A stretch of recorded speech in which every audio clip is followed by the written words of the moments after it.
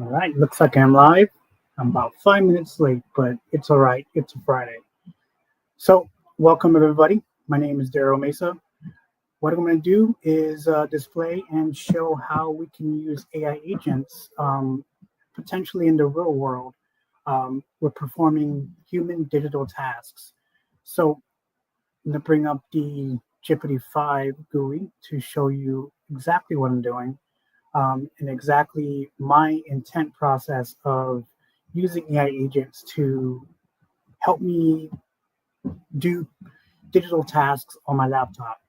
So this is the user interface that we all see with ChatGPT, and we all see it with Claude, Mistral, um, Olama, you name it. It's all web interface applications. Now I'm taking this and I'm leaving this environment. And what I want to do is have an AI agent live locally on my operating system.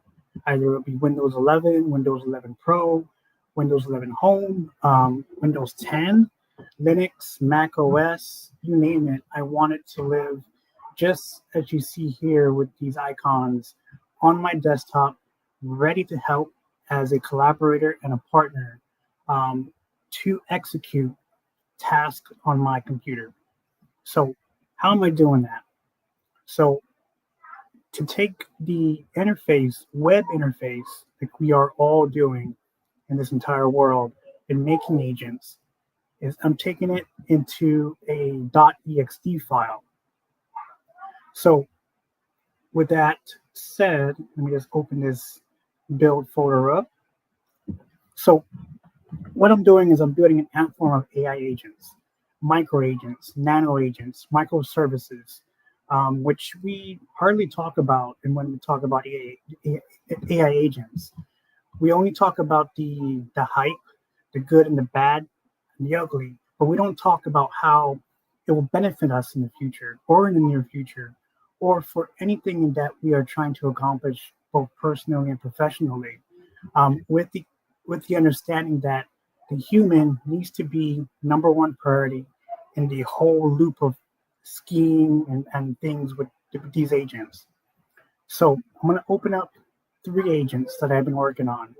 The first agent, which is Ant1, also special shout out to John Pisano on this great idea of calling AI agents ants, which totally makes sense, both scientifically, both down to the layman's terms.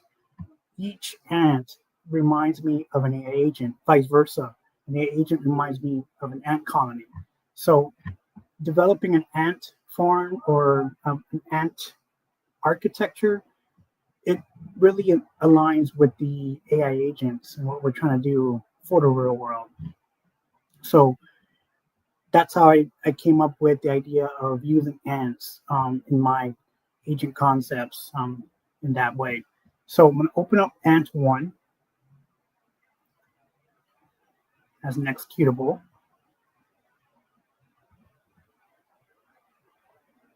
So Ant1 is just a basic text bot um, or AI agent.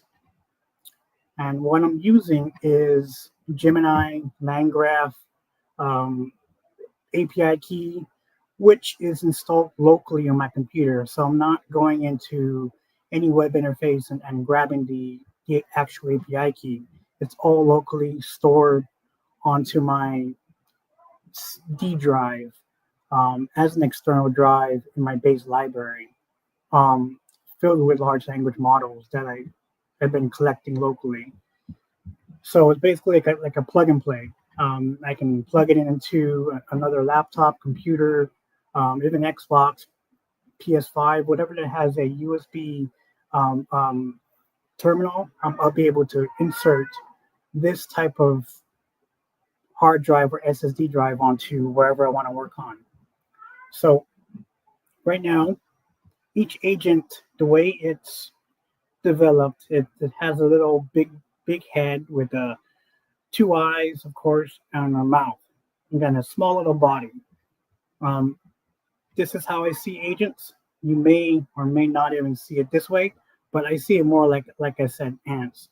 So with Ant One, I'm able to click and drag anywhere on my desktop screen and place it anywhere I want. From there, I can click on it and let's go into the settings. And right now I'm using the Gemini API key. And what I also built in this settings interface is a custom instructions, meaning it will be able to control specific native applications on my desktop. And what I'm focusing more on is Microsoft Excel, because AI agents have a tough time understanding Excel data, tabular data, orthogonal reasoning, and that perspective. So focusing on that in a way of challenging these models, it is my intent to do so in regards to having it work along beside me as a partner or collaborator. So I built a Ant1 to be able to respond to me naturally. And it's pretty simple, not too heavy on the dependencies or behind the scenes.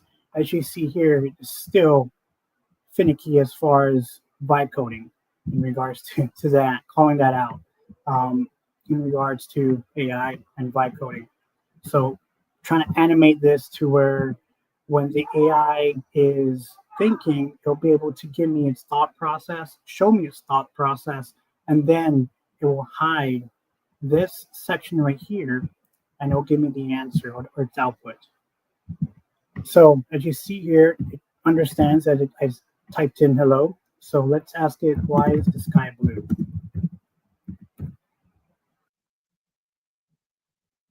So as you see here, it gives us basic understanding of this of why the sky blue. The sky is blue. I didn't really go too heavy on the algorithm, on how it thinks, how it needs to think, and go back into the vector.db, go back into the internet and search for anything that it can grab on why the sky is blue.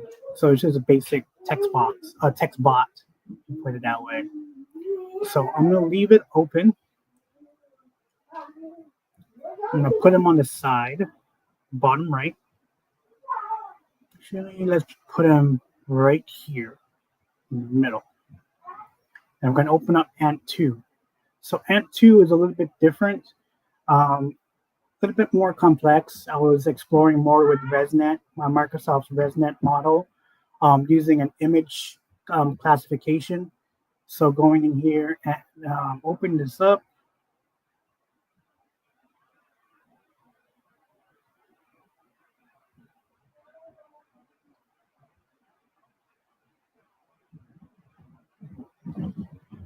So as you see here, establishing between Ant1 and Ant2, I put a little white background on the back.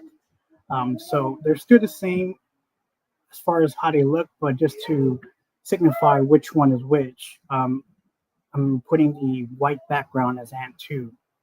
So Ant2 has more of an image feature where I can feed an image into it and it can understand an image. And then Ant1 is more of a text bot, text agent, if you put it that way. So believe it or not, I haven't seen anybody do this over the internet. Any social media influencers, AI influencers haven't done this type of project. And I'm hoping people can start doing it, outside of the web interface and using more something locally, something private, something more to themselves. Because in my opinion, today's large language models, as of September 5th, 2025, it's becoming mainstream. It's not becoming more of a partner. And my issue with that is supposed to be able to have alien intelligence, in my opinion, not mainstream type of intel. So my intent between these bots, nanobots, whatever you call it, microbots, microservices, is a lot more relatable to what I'm trying to do in everything I'm doing as far as AI agents. I wanted to be able to do specific things for me using different models and be able to collaborate together. So as you see here, you have two chat interfaces. That means two coworkers, virtual coworkers. And what I'm trying to do is have it talk to each other in separate interfaces so it can understand and collaborate and give a lot more accurate output to me. And that prevents more of the hallucination or making things up. So to backtrack and go back into ChatGPT, GPT-5, we'll leave these guys up. Let's move them to the side. That way they can see. ResNet model can see my desktop, but not Gemini. But I'm sure so I'm using the API keys. They can see anything I'm doing. So what the heck? Never mind. So what I did was I prompt injected GPT-5 or GPT environment to talk to me as a human would talk to me in some way, meaning give me evidence of where it found the answer, if it made up words, instead of saying the hello like we all have, I'm having it reply to me as hello broski, and then it gives me breadcrumbs for me to stay in the actual real world of this is a tool and not drinking the AI Kool-Aid. Not just yet, but it's for me to stay grounded, stay sane, and not fall into that trap of the AI hype, which Mr. Sam Altman does all the damn time. So I'm gonna ask it, why is the sky blue? And I'll show you the difference between my nanobots and what I have been doing with GPT-5.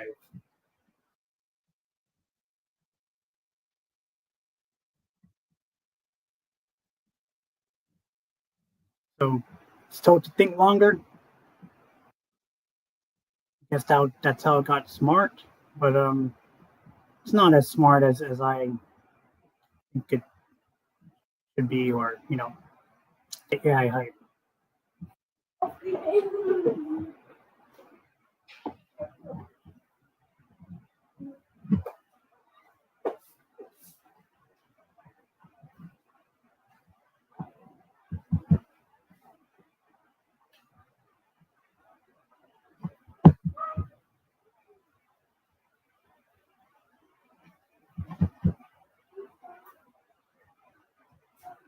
Apologize, guys. GPT-5 is thinking.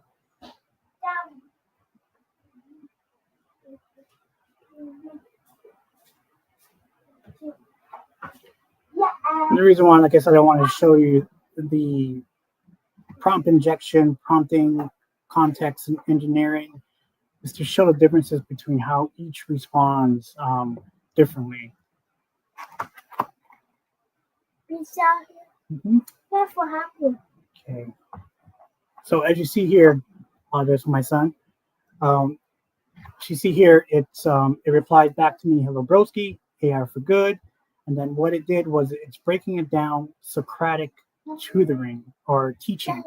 So whatever I'm asking it or having it do for me, it can teach me how to do things. And that's how I pretty much do my vibe coding in that way.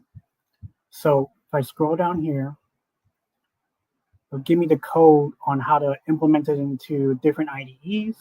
And then what I've also incorporated, special shout out to Brittany Alston for helping me in accurately providing the evidence-based output of how true these models can actually output in regards to its answers. So it's about 97% accurate, meaning they have about 4 bullet points of deltas or mistakes of why it's not 100%. And then it gives me the deltas, and then I have it to the point where GPT-5 is giving me the words that actually made up for itself. So with that simple question of why the sky is blue, it didn't make up any words because that's the most common question we all ask these models. And then it gives me references at the end, and then it gives me a reminder every single time. Even though it says down here, it gives me a very huge visual reminder of, hey, this is just a tool. Always fact check it before I use this type of output. So with these outputs, mhm, 5 minutes. 5 minutes. Come on. 5 minutes. Okay, so let's go back to ResNet or ant number 2, and we will reply with hello. I didn't get to show that. So ResNet, meaning ant2, can respond naturally to me. It understands hello, but like I said, it's still finicky as far as the thinking process, and I'm gonna take care of that as I build my ant farm with different types of domains, professions, um, just that little office environment of bots or chat bots or agents, you put it that way. So let's test out the browse image.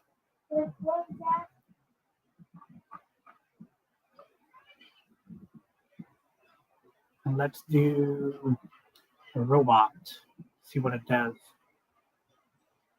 So right now it understands that it actually did get imported.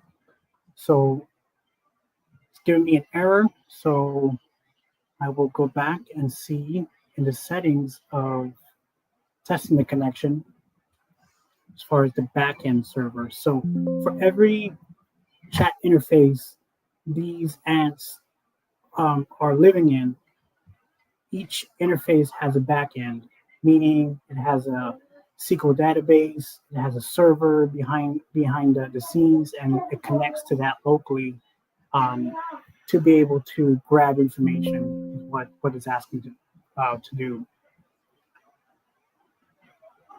So that's 2 mistakes I gotta fix. So let's try the third agent or the third ant. This one is the new model GPT OSS, the 20 billion parameter. And what I've been doing with this is been going more into deeper analysis of how an agent should be able to respond naturally as a person and not use any mainstream language as far as outputs. So thinking more of itself, having to adapt to the question, be able to self-improve in that way is what I'm trying to solve with ant number 3. So ant number 3 right now is locked where I cannot click and drag or in where I want to put it. It's up here in the top right corner. It has its own interface separate from the from ant 1 and ant 2.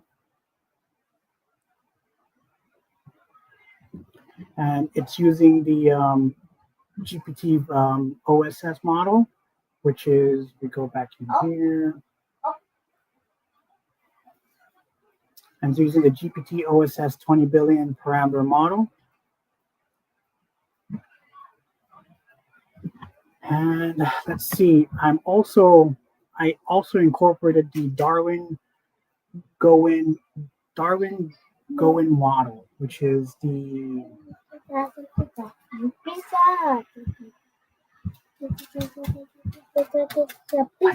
minutes, which is the Darwin Godel machine, and which is more of a self-improving agent. All right, so let's experiment it or play with it and ask it simple. So it does respond naturally. Let's ask it a complex question.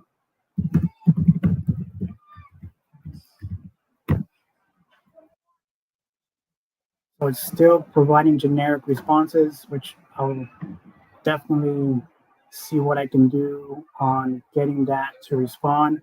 And what I'm trying to do with this model is if something as complex as what is a project or what is the meaning of life, I wanted to be able to self improve on each output that it provides to me, based on its knowledge, based on being able to understand its current code base or its current source code and be able to improve from its flaws, what it knows, what it doesn't know, and so forth. So that is my intent with this model right here. So once I get these impediments solved, I want all three of them to talk to each other. Either Ant3 talks to Ant2, Ant1 talks to Ant2 and Ant3. Ant1, Ant2, Ant3 are talking all at the same time, just like we humans do in a meeting. Either Ant1 whispers to Ant3, Ant1 whispers to Ant2, but Ant3 doesn't know what they're talking about. So that's basically why I'm developing executable files for AI agents to live in, not web interfaces, because web interfaces are much easier to do, and it's all done through URLs. So this is strictly local, strictly private, and I'll be able to disconnect from my internet and be able to talk to these models when there's no internet. So I'm going to start adding more ants as I progress on. But as far as any type of other agents, I'm probably going to start incorporating my Agent Excel collaborator agent. That's probably going to be Ant4. And I'm going to have Ant1, 2, and 3 be the coworkers or sub-coworkers of the Agent Excel. So if the Excel agent will be able to open up Excel, but then have these three as minions to do the work for the Agent Excel, living in separate GUIs or interfaces to help with the workload from Agent Excel. Going back in here into the IDE, with every folder, main folder for each ant is a standalone folder.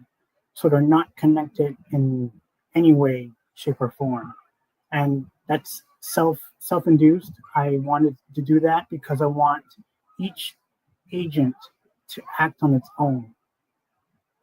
Each agent to stay and live in this interface and not go out and be rogue or do something that it's not intended to do. So hopefully I get to progress further with this and provide a nano bot microservice in that way. So I'll be able to have 5 or 6 different agents that can do tasks for me on my behalf, instead of using an API wrapper like we all do in that way. One thing I'm going to do is add voice features onto each ant, and that's going to be most likely ElevenLabs. There's Vibe Voice from Microsoft, which I'll probably use with ant number 3, since ant number 3 is much more specific and dialed into self-improving. With the self-improving concept, it's more walking more towards Jarvis from the movie Iron Man, and these Ants 1 and 2 are more generic type of agents in that way. So that way, these are more non-thinking models, and this is more of a thinking model, if you put it that way. My ant number 5, I'm going to probably or most likely add the embedding models from Gemma 3. So embedding Gemma 300 million is more of a mobile large language model where it's very light on the GPU, CPU, NPU, and I'll be able to put this in a iPhone, Android, Linux, Mac OS, and be able to create microbots or nanobots in that way. So special shout out to Google for making this public in the past week. So I'll be incorporating that. I do have DeepSeek in here, which I'm not going to be exploring. I do have R1 model, but what I'm trying to do is put it into a containerized environment so I can understand what it's actually doing in regards to the U.S. and Chinese AI race that we all hear about. So that's pretty much what I'm trying to do with these agents, along with my Agent Excel, along with my Atom Brain that I'm developing across the line. But I need to put more videos of these agents and how it can benefit us, as collaborate together in the near future. I'm not going to vibe code, but I'll probably vibe code in the near future videos. I'm going to switch it around too and vibe code with Gemini. I've been finding it that Gemini is pretty smart in a lot of things, but it's not as good as Claude or Augment. But switching it around and not favoring any type of model or agent or IDE coding agent to me, I find it more beneficial to expand on the ideas that I come up with and create and actually apply through these agents moving forward with developing an app. So don't stick to one model, in my opinion. Play around with all the models out there. There's no one set required model. Of course, you hear the hype of one new world order. To me, okay, I get it, but there's a lot of large language models that can do specific things for specific tasks. And to me, I don't favor any one of them. Every one of them is as dumb as a rock. They cannot feel, they cannot taste, they cannot touch. So it's still a tool. So I treat them equal across the board. And that's how I keep learning and keep expanding and challenging these agents, because to me it's needed. And it's needed for us to understand how agents will work in the physical world, because that's what we're pushing to, no matter how we like it or not. And we'll see where it goes. So as I progress on, I'll probably go live with each ant building. I've been building 3 ants, so maybe the 4th ant I'll put up another live session of how I'm building it. Like I said, I'm probably going to use more of the embedding model, or either maybe Gemini or something else, but we'll see. I do want to play around with large action models within the ant ecosystem, to be able to be the queen that way, since that's more of a edge AI, physical AI. But we'll see.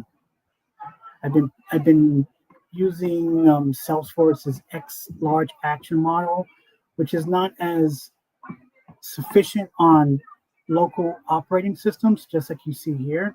It still needs more work as far as understanding Excel data, Tableau data. It can open up Microsoft Excel for me, but it can't navigate inside Microsoft Excel directly alongside with me. I know Copilot does that. Not as efficient, but it's getting there. But that's the intent of where I'm trying to push these AI agents for myself, not to the world, because the world has a different view of these agents. We all do in that way.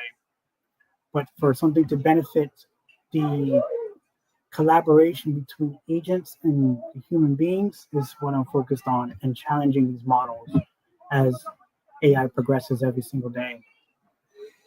And eventually, it's going to fall into edge AI in that way. Once I progress further in my ant ecosystem. So let's see. I think I got everything covered, but I wanted to just show exactly what I'm building and go from there. Let's see if I've had any comments, which nothing. So I'm probably going to end the session and probably pick back up later. You can also follow me on YouTube at Rest is Mine 671 and also Behind the Code